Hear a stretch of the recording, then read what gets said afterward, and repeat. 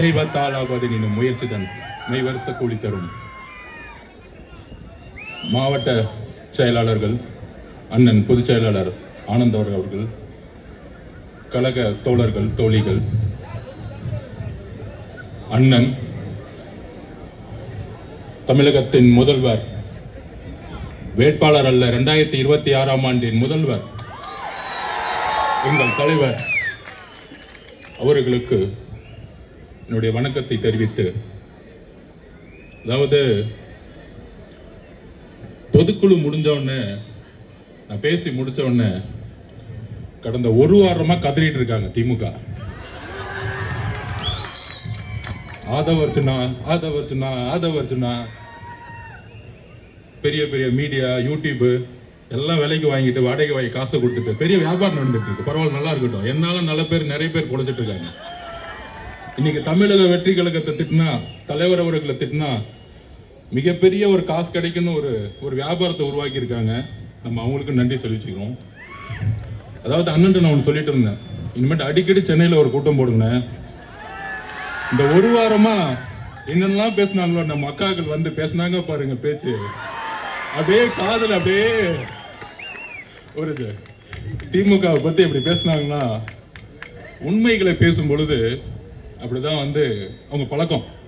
அம்மா ஜெயலலிதா அம்மாவை வந்து தனிப்பட்ட முறையில் ஒரு பெண்ணுங்கிற ஒரு காரணத்துக்காக ஒரு 15-20 வருஷமா அவங்க முதல்வர் அவர்களுக்கும் ஒரு தன் உடல் மொழியில் அவங்களோட உடலை வச்சு ஒரு அசிங்கமா பேசின கட்சி தான் திமுக.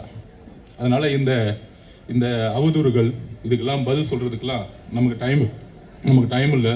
நம்ம தலைவர் சொல்லுவாரு, நம்ம ஒரு நதி மாதிரி போய்கிட்டே இருப்போம், அதுல அசிங்கமும் வரும் நல்லதும் வரும். நம்ம நல்லதை மட்டும் எடுத்துட்டு 26ல தலைவரை முதல்வராக்குறது மட்டும்தான் நம்ம குறிக்கோள். அந்த குறிக்கோளோட நம்ம போயிட்டே இருப்போம். அதாவது நம்ம எஸ்ஐஆருக்கு எதிராக கண்டன ஆர்ப்பாட்டம் பண்றோம், ஒன்றிய அரசுக்கு எதிராகவும் தேர்தல் கமிஷனுக்கு எதிராகவும் ஒரு கண்டன ஆர்ப்பாட்டத்தை சொல்றோம். ஆனா நேற்று நைட்டில் இருந்து நம்ம அப்பா நம்முடைய மாவட்ட செயலாளர்கள் உண்டு இல்லைன்னு ஆகிட்டாங்க. என்ன பிரச்சனை முதல்வர் சார், என்ன பிரச்சனை? காலங்காத்தால ஸ்டேஜை கலைக்க சொன்னாங்க. இதே திமுக போன வாரம் 5 அடிக்கு மேடை போட்டாங்க. இப்ப இல்ல 5 அடிக்கு போடக்கூடாது, 3 அடிக்கு தான் போடணும். ஏன் 3 அடிக்கும் 5 அடிக்கும் என்ன பிரச்சனை? முதல்வர் அவர்கள் வந்து வீட்டில் உட்காந்துக்கிட்டு 5 அடி போடக்கூடாதுன்னு சொல்லிட்டு இருப்பாரா? இல்ல உங்க பையனுக்கு பிடிக்காதா? ஒரு ஸ்டேஜ் போறது கூட தமிழக வெற்றி கழகத்துக்கு வந்து எவ்வளவு தொல்லைகள், எவ்வளவு நிர்வாகிகள் பிரச்சனை. இங்க இருக்க தோழர்கள் வந்துகிட்டு இருக்காங்க, கிட்டத்தட்ட 8-9 கிலோமீட்டர் சுத்த விடுறாங்க. இங்க இருந்து திரும்பி இப்படி வர்றதுக்கு ஒரு 50 மீட்டர் கிடையாது. ஆனா நம்ம தோழர்கள் இங்க இருக்கவங்க எல்லாம் 10 கிலோமீட்டர் நடந்து இருக்காங்க. என்ன ஒரு அநியாயம்! ஏன் அப்ப நாங்க வந்து உங்க ஒன்றிய அரசு எதுக்க கூடாதா? உங்க மறைமுக கூட்டணிக்காக ஒர்க் பண்ணிட்டீங்களா நீங்க? நான் ஒன்னே ஒண்ணுதான் கேட்கிறேன். தமிழக சட்டமன்றம் நடந்துட்டு இருந்துச்சு, ஏன் எஸ்ஐஆருக்கு எதிராக தீர்மானம் போடல? சொல்லுங்க. நம்பர் 1 கொஸ்டின், ஏன் போடல? உச்ச நீதிமன்றத்தில் நீங்க மனு தாக்கலுடைய பெட்டிஷன் எப்படி இருக்கு? அதாவது சில பேர் செட்டிங் பண்ணிக்குவாங்க, சும்மா கோர்ட்டுக்கு போவாங்க. அதுக்கு ஒரு உதாரணம் சொல்றேன். வவுஃபுக்கு எதிராக நம்ம தான் கேஸ் போட்டோம். நம்ம தலைவர் சொல்லி கேஸ் போட்டு அபிஷேக் மனு சிங் அவர்கள் வாதாடினாங்க. ஆனா திமுக போட்ட கேஸ்ல அங்க வாதாடவே இல்லை. அங்க இருக்க வழக்கறிஞர்கள் கையை கட்டி சும்மா நின்றுட்டு இருப்பாங்க. ஆனா வெளியே வந்துட்டு நாங்களும் கேஸ் போட்டோம் வடிவேல் படத்தை சொல்லுவாங்களே, அந்த மாதிரி நாங்களும் கேஸ் போட்டோம். அந்த மாதிரி வக்ஃபுக்கு மாதிரி எஸ்ஐஆருக்கு ஒரு கேஸை போட்டுட்டு நாங்க கேஸ் போட்டுட்டோம். அனைத்து கட்சி கூட்டத்தை கூப்பிடுறோம். அனைத்து கட்சி கூட்டத்தை தமிழக அரசு கூப்பிடணும். திமுக யாரு? ஒட்டுமொத்த தமிழ்நாட்டுடைய பிரதிநிதியா? திமுகங்கிறது ஒரு தனிப்பட்ட கட்சி. தமிழக அரசு ஏன் எஸ்ஐஆருக்கு எதிராக ஒரு அனைத்து கட்சி கூட்டத்தை கூப்பிடல? இதுதான் மறைமுக கூட்டணி. இங்க தலைவர் எப்ப பார்த்தாலும் சொல்லிக்கிட்டே இருப்பார். சோ சில உண்மைகளை வந்து முக்கியமா நேற்று தலைவர் வந்து கிட்டத்தட்ட ஒரு 9 நிமிடம் ஒரு காணொலி கொடுத்தார். இதெல்லாம் வந்து எலெக்ஷன் கமிஷன் செஞ்சிருக்கணும். 4ஆம் தேதி அனௌன்ஸ் பண்ணும்போது ஏதோ ஒரு விளம்பரமோ, எஸ்ஐஆர்னா என்ன, மக்கள் வந்து ஒவ்வொருத்தவங்க வீட்டில் இருக்கிறோம், எத்தனை விவசாயிகள் வந்து காலையில 6 மணிக்கு வந்து உள்றதுக்கும் விதை வைக்கிறதுக்கும் இல்ல வந்து அறுவடை பண்றதுக்கும் காலையில 6 மணிக்கு கிளம்புனாங்கன்னா வரதுக்கு 9 மணி ஆகும். வீட்டுல யாரு இருப்பா? அப்ப யாருமே இன்னைக்கு தமிழ்நாட்டுல வீட்டுல காலையில 7 மணிக்கு கிளம்புனாங்கன்னா ஒரு சாதாரண ஒரு கூலி தொழிலாகட்டும், விவசாயிகளாகட்டும், ஒரு மீனவர்களாகட்டும், ஒரு வேலை பார்க்கக்கூடிய தோழர்களாகட்டும் எல்லாருமே வீட்டு காலைல கிளம்புனா வரதுக்கு நைட் ஆகும். காலையில பழைய சாதம் சாப்பிட்டுட்டு மதியானம் வந்து ஒரு பழைய சோதை கையில எடுத்துட்டு வந்துட்டாருன்னா நைட் 9 மணிக்கு தான் வீட்டுக்கு வருவாங்கிற ஒரு அடிப்படை அறிவு கூட தெரியாதா? அப்ப இங்க இருக்கக்கூடிய ஒரு தேர்தல் கமிஷன் எஸ்ஐஆரை கொண்டு வராங்க. இப்பதான் வந்து ஸ்பெஷல் சம்மரி ரிவிஷன் போன வருஷம் தான் முடிச்சாங்க. அதுல எல்லாமே தெளிவா இப்ப வந்து இது என்னுடைய ஐடி, தலைவர் சொன்ன மாதிரி தான் என்னுடைய ஐடி என்கிட்ட இருக்கு. ஆனா இன்னைக்கு செல்லுபடி ஆகாது, இன்னைக்கு இது வேலிடிட்டி கிடையாது, இதை முடிச்சுட்டாங்க. அப்ப நம்ம தலைவர் சொன்ன மாதிரி இன்னைக்கு நம்ம கிட்ட ஓட்டர் ஐடி கிடையாது. அப்ப இந்த ஓட்டர் ஐடி கிடையிலன்னா என்னென்ன பிரச்சனை வரும்? நாளைக்கு என்ன பண்ணுவாங்கன்னா உங்களுக்கு ஓட்டர் ஐடி இல்லை, அதனால ஆதார் செல்லுபடி ஆகாது, உங்களோட பாஸ்போர்ட் எடுக்க முடியாது. அப்ப நம்மளுடைய ஒரு சிட்டிசன்ஷிப் குடிமகனுக்கான கேள்வி இங்கிருந்து எழுப்ப ஆரம்பிக்கிறாங்க. இதுதான் மிகப்பெரிய ஆபத்து. இந்த ஆபத்தை எப்படி நடைமுறைப்படுத்துறாங்க? இதை நடைமுறைப்படுத்தலாம்.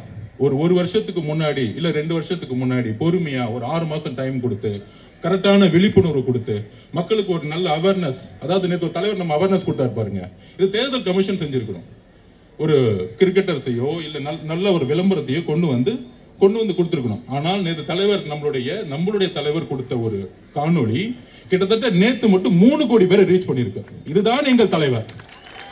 இப்ப தெரியுதா யாரு மக்களுக்காக உண்மையாக வாய்ஸ் கொடுத்துட்டு இருக்காங்கன்னு? அப்ப அவருடைய ஒரு காணொளி 3 கோடி பேர் நேற்று நைட்டுக்குள்ள 12 மணிக்குள்ள ரீச் ஆயிருக்கு. ஒட்டுமொத்த செய்திகளும் இதை நோக்கிதான் சொல்லிட்டு இருக்கு. அப்ப எங்களுடைய வேலை அரசியலை ஓட்டு வாங்குறது மட்டும் இல்ல, ஒரு மிகப்பெரிய ஒரு அவேர்னஸை எங்க தலைவர் கொடுத்துட்டு இருக்காரு. இது எந்த தலைவரும் செய்யல இது வரைக்கும். நான் சேலஞ்சா சொல்றேன், எங்க தலைவர் இந்தியாவில் எந்த தலைவரும் செய்யல.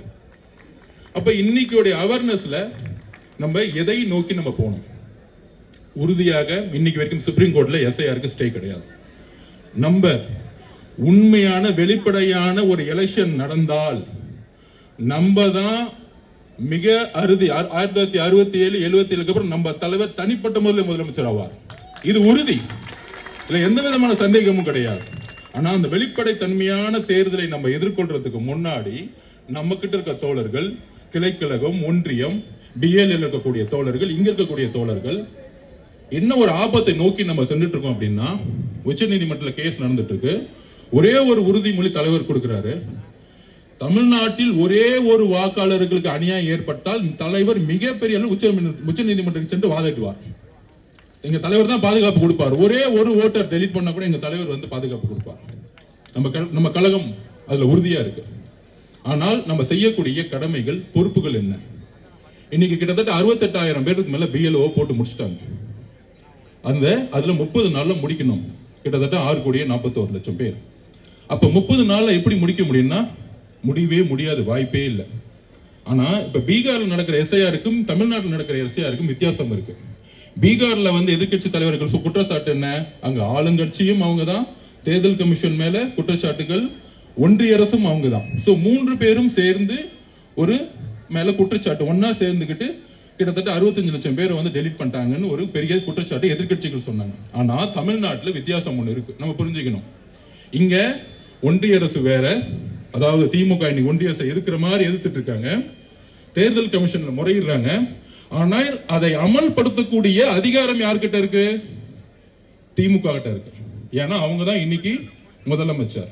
இன்னைக்கு அப்பாயின்மெண்ட் பண்ண 68,000 பேருக்கு மேற்பட்ட அரசு ஊழியர்கள், அங்கன்வாடி பணியாளர்களும் ஆசிரியர்களும், அந்த லிஸ்ட் எல்லாமே திமுக காரங்கிட்ட இருக்கு. இன்னைக்கு என்ன பண்றாங்க?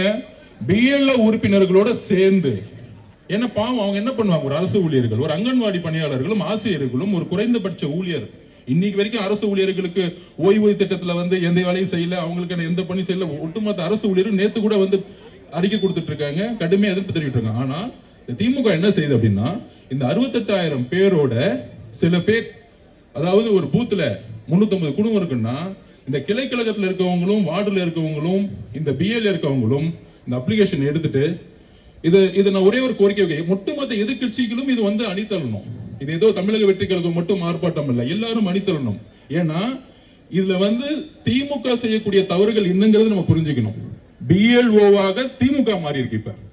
ஏன்னா அரசு ஊழியர்கள் சில இடத்துல வந்து ஒரு எம்எல்ஏவோ ஒரு அமைச்சரோ ஒரு அதிகாரத்தை வச்சுக்கிட்டு நீ சும்மா இருங்கம்மா, நீ ஏன் போறீங்க, இந்த 200 வீட்டுக்கு நாங்க போய்கிறோம், இந்த 50 வீட்டுக்கு நாங்க போய்கிறோம்னா, ஒரு பிஎல்ஓ இந்த 10 வீட்டுக்கு போனாருங்கிறதுக்கான என்ன ப்ரூஃப் இருக்கு, என்ன வேலிடிட்டி இருக்கு?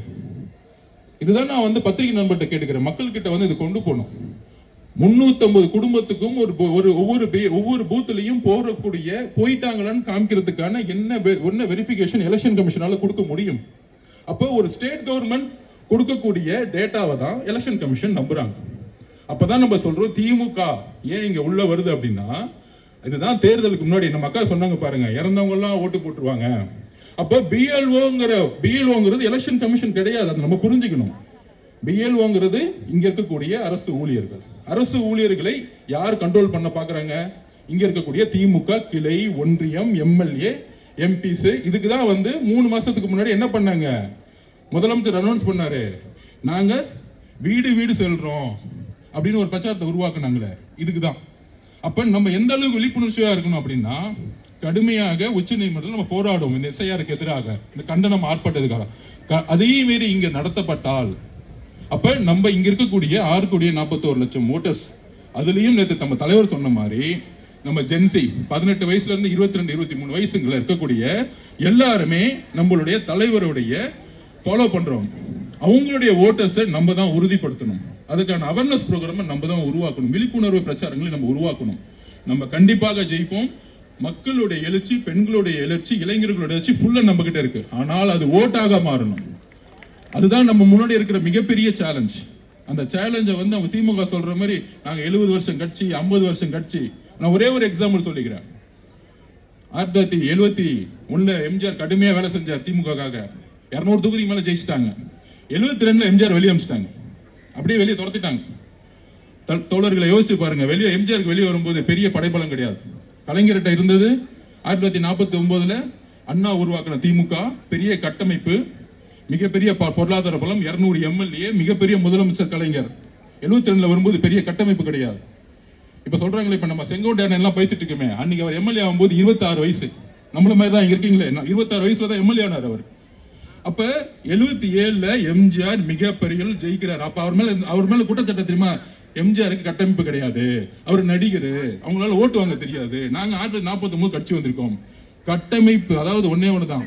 நீங்க கட்டமைப்பு வச்சிருக்கீங்க, மக்களை கூப்பிடுறீங்க, மக்கள் வர மாட்டேங்கிறான். எங்க தலைவர் மக்களே கட்டமைப்பை உருவாக்கி இருக்கார். இதுதான் எங்களுடைய தமிழக வெற்றி கழகம். எங்களுடைய கட்டமைப்பு மக்கள். எங்க கிட்ட கிளை இருக்கு, ஒன்றியம் இருக்கு, ஊராட்சி இருக்கு, எல்லாமே இருக்கு. ஆனால் மக்களே கட்டமைப்பை உருவாக்கி கூடிய ஒரு தேர்தலை 2026 நீங்க திமுக பார்க்கும், எல்லா கட்சிகளும் பார்க்கும். அதுக்குதான் நேற்று சொன்னாரு, எலெக்ஷன் அன்னைக்கு ஒட்டுமொத்த மக்களும் அந்த பூத் லெவல்ல வந்து நில்லுங்க, இளைஞர்கள்லாம் வந்து நில்லுங்க. அந்த புரட்சியை நாளைக்கு பார்ப்போம். ஆனால் அதுக்கு முன்னாடி நம்ம என்ன செய்யணும் அப்படின்னா, இந்த பிஎல்ஓவை திமுக கிளைக்கழகமும் ஒன்றியம் கைப்பற்றி இருக்கு. இதுதான் உண்மை. அவங்க தான் இந்த அப்ளிகேஷன் ஃபார்ம்ஸை கொடுத்துட்டு இருக்காங்க. யாருக்கு கொடுக்கணும், யாருக்கு கொடுக்க கூடாது, இதை முடிவு பண்றது இன்னைக்கு திமுக. இது மிகப்பெரிய ஆபத்து. ஒன்றிய அரசு எஸ்ஐஆர் கொண்டு வந்து நம்ம கழுத்தை நெரிக்கிறாங்கன்னா, திமுக இன்னைக்கு திமுகவுடைய கிளைக்கழகமும் ஒன்றியமும் சேர்ந்து இன்னைக்கு ஒட்டுமொத்த ஓட்டையுமே திமுகவோட ஓட்டு, திமுகவோட அனுதாபிகள் மட்டும்தான் இன்னைக்கு அப்ளிகேஷன்ஸ் போயிட்டு இருக்கு. இதை எதிர்கட்சிகள் எல்லோரும் சேர்ந்து குரல் கொடுத்து 6,41,00,000 மட்டுமல்ல, புது வாக்காளர்களுக்கும் கொண்டு போய் சேர்க்கணுங்கிறது நம்மளுடைய தலையாய கடமை. இதுதான் நம்ம வந்து நான் பதிவு பண்றேன். இதுல இது தலைவர் பேசின அந்த 9 நிமிஷம் வீடியோல இதுல என்னென்ன சிக்கல்கள், ஆன்லைன்ல என்னென்ன பிரச்சனை, நம்மளால ஆன்லைன்ல லாகின் பண்ண முடியல, ஒரே போன் நம்பர் இருக்கணுங்கிறாங்க. இந்த சிக்கல்கள் தலைவர் ஆல்ரெடி எல்லாமே பேசிட்டார். அதுக்கடுத்து தலைவர் அவர்கள் வந்து சட்ட ரீதியான நடவடிக்கைகள் அடுத்தடுத்த கட்டத்தில் எடுப்பார். ஆனால் நம்மளுடைய பொறுப்புகள், நம்மளுடைய கடமைகள் சோசியல் மீடியால பேசுறதோட நம்ம கூடிய சீக்கிரத்தில் பொதுச்சாளர்கள் அனௌன்ஸ் பண்ணுவார், நம்மளும் வீடு வீடாக நாம் செல்ல வேண்டும். கிளைக்கழகம் முதல் ஊராட்சி ஒன்றிய செயலாளர்கள், ஒன்றியம் முதல் வார்டு கவுன்சிலர் முதல் எல்லோரும் நம்மளும் போய் சொல்லணும். அப்பதான் உண்மை வெளியே வரும். இல்லைன்னா அவங்க மட்டும்தான் வீட்டுக்கு போயிட்டு இருப்பாங்க, அவங்க மட்டும்தான் அப்ளிகேஷன் கொடுப்பாங்க. எந்த அப்ளிகேஷன் சப்மிட் பண்ணப்பட்டதுக்குன்னு ஒரு ப்ரூஃப் வந்து நம்மளால கொடுக்க முடியாத அளவு கொடுக்கும். கையில கொடுப்பாங்க, நாளைக்கு கொடுக்காம போயிடுவாங்க. ஏன்னா இதை ஏன் சொல்றேன்னா, ஒரு சாதாரண விவசாயிகளுக்கோ, ஒரு சாதாரண நெசவு தொழிலாளிகளுக்கோ இதுல இருக்க சிக்கல்கள் தெரியாது. மிகப்பெரிய சிக்கல்கள் இந்த அப்ளிகேஷன்லயே சிக்கல்கள் இருக்கு. ஸோ இதுக்காக நம்மளுடைய கட்சி வீட்டு வீடுக்கு நம்ம எப்படி வந்து முதல்வர் வேட்பாளர் ஒரு பிரச்சாரத்தை உருவாக்கணுமோ அதே மாதிரி ஒரு பிரச்சாரத்தை நாம் உடனடியாக உருவாக்கணும், வீடு வீடு செல்லணும், அப்ளிகேஷன் கொடுக்கப்பட்டதாங்கிறத பார்க்கணும். பார்த்த பிறகு இதுல கட்சி வித்தியாசமே வேண்டாம்.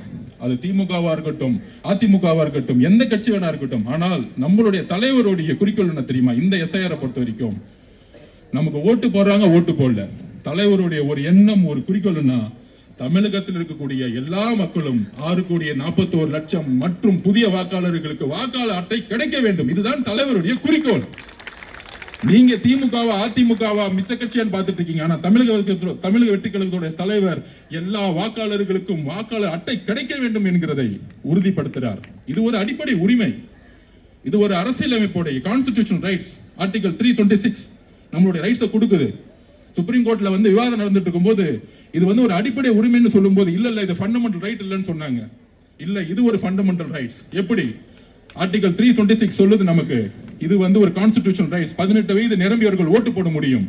அப்படி ஓட்டு போட்டாதான் fundamental rights 19(1)(a freedom of speech and expression.